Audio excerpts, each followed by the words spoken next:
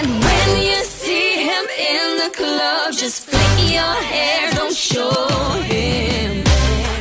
Perkenalkan, nama saya Nurinda Fitriani. Saya akan menjelaskan materi yang akan saya sampaikan, yaitu mengasah kemampuan berbahasa anak usia dini.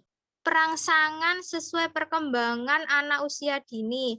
Anak sedang mempersiapkan diri untuk masuk ke lingkungan yang baru, yaitu lingkungan sekolah. Jika anak sudah mempersiapkan diri untuk menjadi manusia pembelajar, dia tidak akan mengalami kesulitan memasuki dunia sekolah. Untuk contoh kegiatan perangsang kemampuan anak akan dilanjutkan oleh Mbak Naila.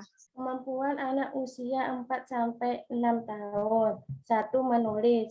Menurut Brewer, tahap Lipstage, mencoret atau membuat goresan. 2. Tahap linear repetitive stage, pengulangan secara linear. Tahap random letter stage, menulis secara random. 3. Tahap nama writing or opening writing stage, menulis tulisan nama. 2. Menyimak. Menurut Tarigan 2008, 63 1. Tahap mendengar. 2. Tahap memahami. 3. Tahap menginterpretasi. 4. Tahap mengevaluasi. Yang ketiga, membaca. Sophie 2008. 1. Tahap fantasi. 2. 3. Tahap membuat gambar. Tahap membaca gambar. 3. Tahap mengenalan bacaan. 5. Tahap membaca lancar. Berbicara. Suhartono 2005. 1. Tahap penanaman, yaitu menegosiasikan bunyi-bunyi yang pernah didengar. 2. Tahap telegrafis, menyampaikan pesan yang diinginkan dalam bentuk urutan bunyi 1-2 kata. 3. Tahap formasional, memberanikan bertanya, menyuruh, dan menginformasikan idenya kepada orang lain. Kegiatan dilakukan untuk anak usia 4-6 tahun. 1. Berbicara dengan lancar dan menggunakan bahasa deskriptif. 2. Menceritakan kisah-kisah sederhana. 3. Bertambahnya kosakata dan berkembang pesat. 4. Memperhatikan kata-kata baru. Selanjutnya akan dibacakan oleh Mbak Aini. Baik, terima kasih. Yang kedua, perangsangan bahasa usia dini 4-5 tahun. Adapun kemampuan anak usia 4-5 tahun. Yang pertama adalah berbicara. Berbicara ini periode terakhir perkembangan bahasa linguistik.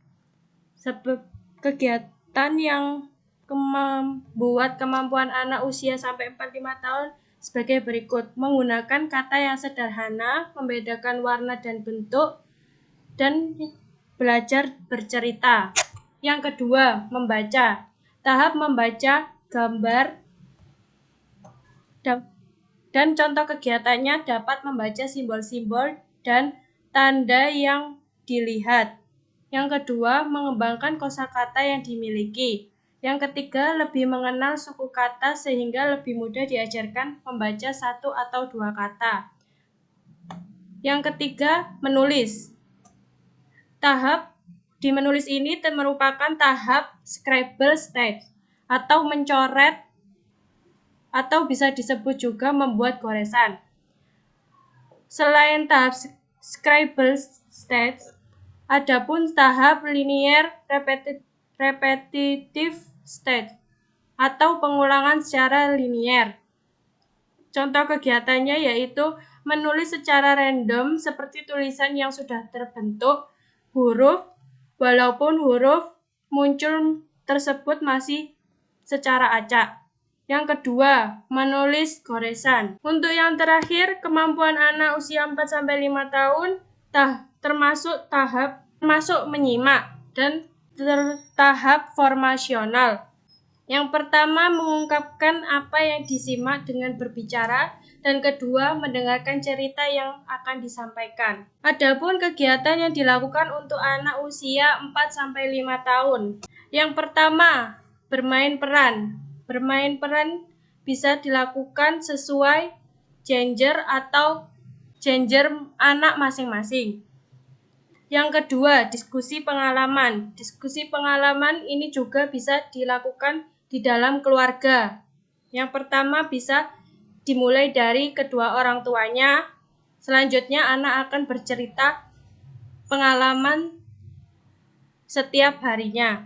Yang ketiga, bermain huruf. Bermain huruf ini juga bisa dilakukan di rumah dengan menebak huruf memakai kartu. Yang keempat, bermain aku lihat. Bermain aku lihat ini bermain tebak-tebakan melihat gambar. Selanjutnya akan dibacakan oleh Kadek. Baik, terima kasih. Yang ketiga ada perangsangan bahasa usia 5-6 tahun. Nah, di sini ada kemampuan anak usia 5-6 tahun.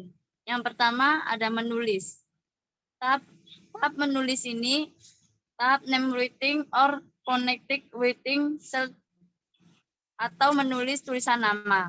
Yang pertama ada menulis huruf yang dikenal. Dan kedua menggambar pola yang sudah dibentuk. Ketiga menarik garis lurus dengan rapi. Yang kedua ada tahap membaca. Tahap membaca ini tahap pengenalan bacaan dan membaca lancar. Adapun contoh-contohnya yaitu menyebutkan simbol-simbol huruf yang dikenal. Yang kedua, mengenal huruf awal dari nama benda-benda yang ada di sekitarnya. Yang ketiga, menyebutkan kelompok gambar yang memiliki bunyi atau huruf awal yang sama. Yang keempat, memahami arti dari cerita. Yang kelima, menulis dan membaca nama sendiri. Yang keenam, memahami hubungan antara bunyi dan bentuk huruf. Dan yang ketiga, ada tahap berbicara. Tahap ini adalah tahap formasional. Adapun contoh-contohnya. Yang pertama, menjawab pertanyaan yang lebih kompleks. Dan yang kedua, menyebutkan kelompok gambar yang memiliki bunyi yang sama. Ketiga, berkomunikasi secara lisan, memilih perbendarahan kata, mengenal simbol-simbol untuk persiapan membaca, menulis, dan berhitung. Keempat, menyusun kalimat sederhana dalam struktur lengkap atau subjek predikat keterangan. Yang kelima, melanjutkan sebagai cerita atau dongeng yang telah didengarnya. Keenam, memiliki lebih banyak kata-kata untuk mengekspresikan ide pada orang lain. Dan yang keempat, ada tahap menyimak. Tahap menyimak ini adalah tahap interpretasi dan mengevaluasi diri. Yang pertama, contohnya mengerti beberapa perintah secara bersamaan. Kedua, mengulang kalimat yang lebih kompleks. Ketiga, memahami aturan dalam suatu permainan. Keempat, senang dan menghargai bacaan.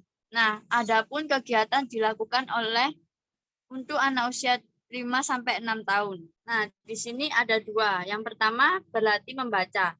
Berlatih membaca itu banyak metode membaca yang bisa diterapkan pada anak. Yang penting adalah konsisten dan kenyamanan anak dalam belajar.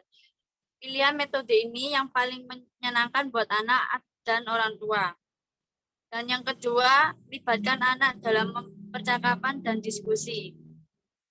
Tidak harus mengenai pengalaman, orang tua pun dapat menanyakan pendapat anak mengenai sesuatu. Misalnya, menu makanan malam yang menarik untuk hari Minggu nanti.